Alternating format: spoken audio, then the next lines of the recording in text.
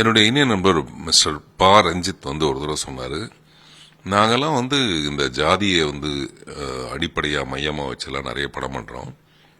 But நீங்கள் புதிய பாதைங்கிற ஒரு படத்தில் அந்த மெயின் கேரக்டர் அந்த பையனுக்கு கையில் ஒரு பறையை கொடுத்து ஒரு போஸ்டரே வெறும் அந்த பையன் தான் இருப்பான், அந்த பறை ஃபோர் கிரவுண்டில் இருக்கும். அது அழுத்தம் திருத்தமாக நீங்கள் சொல்லிச்சு. நீங்கள் செய்கிற விஷயங்கள் எல்லாமே ரொம்ப ஆணித்தனமாக ரொம்ப இன்டைரக்டாக நிறைய பண்ணியிருக்கீங்க, நீங்கள் நேராக பண்ணுறது இல்லாத அப்படின்னு சொன்னார். அந்த மாதிரி எல்லா படத்துலையும் நான் அந்த மாதிரி இப்போ இந்த படத்தில் இந்த குழந்தைங்க ஒரு இடத்துல போகும்போது அவங்க மிஸ் ஆகி வேறு இடத்துக்கு போகிறதுக்கான ரீசன் என்ன இருக்குன்னா, ஆணவ கொலை காரணமாக ஒரு மறியல், பஸ் மறியல். அதனால இவங்களுடைய பயணமே டைவர்ட் ஆகிடும். இல்லாட்டி இவங்க ஸ்மூத்தாக ஹாப்பியாக போயிட்டு வந்திருப்பாங்க. ஸோ இவங்களுடைய பயணத்தை தடுக்கிறது ஒரு ஆணவ கொலைங்கிற ஒரு விஷயத்தை எம்ஃபசைஸ் பண்ணுறேன். அந்த பொண்ணை அடித்து எங்கேயாவது தொங்க விட்டுருப்பானுங்க. அந்த பாடி கிடைக்கிற வரைக்கும் இந்த பாடியை வாங்க மாட்டேன்னு இவங்க தகராறு பண்ணுவாங்க. இது இப்போதைக்கு நடக்க போகிற கதை இல்லை அப்படிங்கிறத நான் ஒரு குழந்தைங்க படத்துக்குள்ளே போகிற போக்கில் சொல்லிட்டு போகிறேன். இந்த மறியல் ஏதோ ஒரு பிரச்சனை, ஒரு பையன் இறங்கி போகும்போது சொல்கிறான், இதெல்லாம் நான் சிஎம் ஆனாதான் சரியாக போகும் போல இருக்குன்னு சொல்லிட்டு போகிறான்.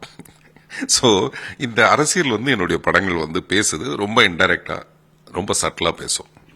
இந்த பேட்டி ஆரம்பிக்கும் போதே நான் சொன்னேன், ஊழலுக்கு எதிரான ஒரு படம் நம்ம குழந்தைகள்னு. அந்த படம் ரொம்ப பழைய படம். மேஜர் சுந்தரராஜன் ஒரு நடிகர், அவர் தான் ஹீரோ. அதில் 3-4 குழந்தைங்க. அந்த மாதிரி படங்களை பார்த்தோம். கேலண்டரில் பார்த்தீங்கன்னா அப்போல்லாம் கேலண்டர் எப்படி போடுவாங்கன்னா, சொர்க்கம் நரகம்னு 2 காட்டுவாங்க.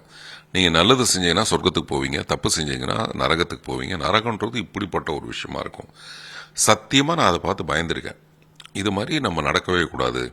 இன்னைக்கு இந்த கேஸில் வின் பண்ணது கூட என் பக்கத்தில் இருந்த நியாயம். ஏன்னா எனக்கு பேசிக்கலாக மனசுக்குள்ளே என்ன தோணும்னா, கில்ட்டே எனக்கு இருக்கக்கூடாது. நான் வெளிப்பார்வைக்கு நல்லவனான்றதுலாம் வேற விஷயம், உள்ளவே நான் நல்லவனா அப்படிங்கிற ஒரு விஷயம் இருக்கும்.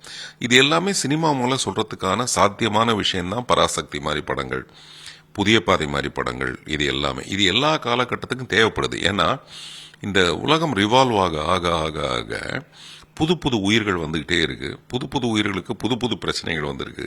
இந்த பிரச்சனையை அணுகிறதுக்கு ரொம்ப சாதாரணமாக ட்ரக்ஸ்குள்ளே போயிடுறாங்க. தங்களுடைய தோல்வியை, தங்களுடைய இயலாமையை எல்லாத்துக்கும் ஒரு வடிகால் ஒன்று தேவைப்படுது. ஒன்று காலையிலேருந்து சாயங்காலம் வரைக்கும் உழைக்கிறவன் சாயங்காலம் தண்ணி அடித்து போய் படுத்துடணும்னு நினைக்கிறான்.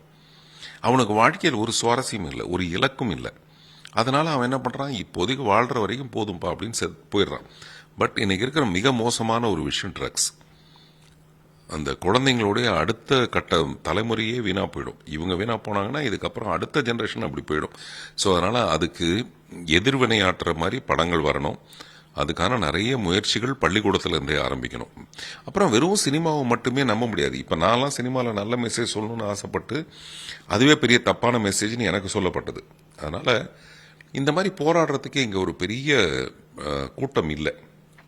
அதனால அதை சினிமாவை மட்டுமே நம்பாம இதை சீர்திருத்தத்துக்கு பள்ளிகள் இருந்தும் பேரண்ட்ஸுக்கும் அவங்களுக்கு ஒரு என்ன சொல்றது கலந்தாய்வு கூட்டம் மாதிரி வச்சு அவங்களுக்கான ஒரு நல்ல எண்ணங்களை வலியுறுத்துற மாதிரி விஷயங்கள் செய்யணும்.